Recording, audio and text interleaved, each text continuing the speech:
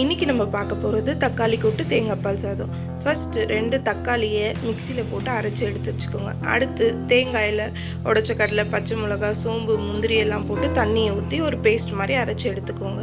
ஒரு கடாயில் கடுகு போட்டு வெங்காயம், அரைச்சிருந்த தக்காளி paste, garam masala, chilli powder, உப்பு, மஞ்சத்தூள் எல்லாத்தையும் போட்டு நல்லா வதக்கி ஏற்கனவே அரைச்சிருந்த தேங்காய் விழுதை சேர்த்து நல்லா வதக்கி கொதிக்க விட்டு கொத்தமல்லியை போட்டு இறக்குனா தக்காளி கூட்டு ரெடி.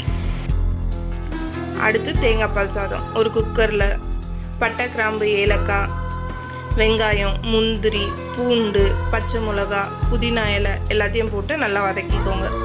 2 கப்பு தேங்காய் பால், 1 கப் அரிசியை போட்டு நல்லா கொதிக்க விட்டு குக்கரில் ஒரு விசில் வச்சு இறக்குனீங்கன்னா தேங்காய் பால் சாதம் தயார். இன்க்ரீடியன்ட்ஸ் லிஸ்ட்டை டிஸ்கிரிப்ஷன்லேயும் ஃபஸ்ட் கமெண்ட்லேயும் பின் பண்ணுறேன். செஞ்சு பார்த்துட்டு எப்படி இருக்குன்னு சொல்லுங்கள்.